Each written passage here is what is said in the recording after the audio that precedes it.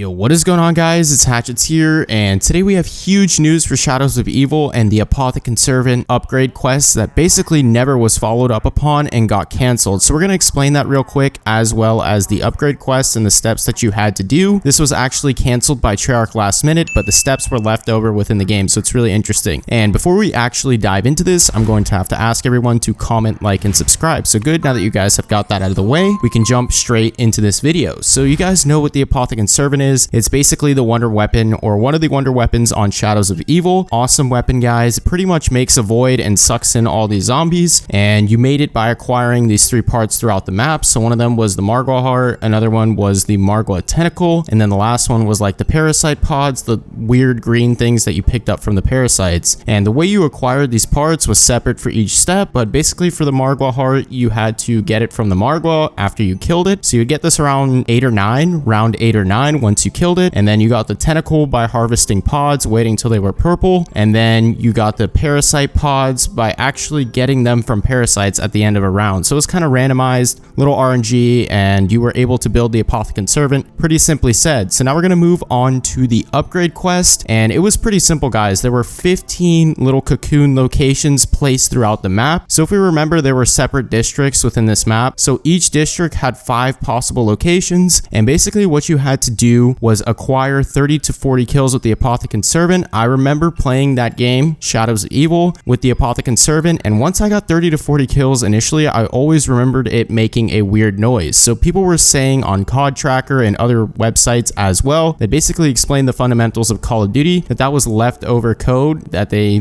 basically forgot to take out of the game after they removed the quest for the upgrade. So you just had to get 30 to 40 kills, and then once you did so, you had to go around with the Apothican Servant in your hand. It kind of worked like a metal detector service. So some of these gameplay images and background stuff that I'm showing you guys is from the Gaming Revolution. I'll actually link him down in the description below. And basically what happened with this metal detector system, I'm going to refer to it as that from lack of better terms. But basically, guys, what you did was run around with the Apothican Servant in your hand, and it would make like a weird little vibration or shake your screen when you got close to these cocoon locations. And there were 5 separate cocoon locations within each district. So we know that there's the Footlight, Waterfront, and a bunch of other districts as well, the Canal District, for example. And what you had to do was place the cocoon after getting 30 to 40 kills, pretty much come back another round and check one of the 2 cocoons, and it would say something like upgrade the Apothican Servant or break the cocoon or something like that after a round, and you were able to upgrade the Apothican Servant. Now I'm really curious as to what the upgrade would look like, because if we remember, guys, people found out in the beginning of Black Ops 3 when Shadows of Evil initially came out how to do a little pack-a-punch glitch where they swapped out the Apothican Servant with their primary weapon really quickly, and they ended up upgrading it. And then if we remember also in Revelations, you actually had this whole process to upgrade the Apothican Servant. So we also have to reference how the Apothican Servant had separate names for each character within Shadows of Evil. So I mean, they really set the scene for the upgrade quest and everything, because there were specific names for each character, and those names corresponded to each district because each character also corresponded to each district. So I mean, it was all put together, and they just ended up canceling it for whatever reason. So we begin with the Mar Astuga, that means the Shadow Servant. So that was for Jack Vincent. I think that was the Boxer, if I'm sure. I don't know, it's been a really long time. The Nar Olukwa, which means Teeth Consume, for Nero Blackstone. I don't remember which one that was. I'll figure it out in a second though. Kar Maroth, Eclipse Shadow, for Jessica Rose. That was the quote-unquote social worker. And Lore Zarazo, I don't even know, but it means pretty much flow/radiate decay, and that's for Floyd Campbell. So I do think that Floyd Campbell is the Boxer and Jack Vincent was the detective or the police guy. Nero Blackstone was the magician, if I'm getting it right, but I'm not entirely sure, guys. But I just thought it was super interesting how each character had its own name for the Apothican Servant. And then if we remember in Revelations, once you guys upgraded it, it also had a different name. So it completely changed and everything. And I do think in a speculative way, it would have been cool if we got a separate upgrade for the Apothican Servant, something different from Revelations. I mean, it was in the game and they pretty much just eliminated it last minute. So if you guys enjoyed the video, please remember to comment, like, and subscribe, and I'll see you guys in the next one.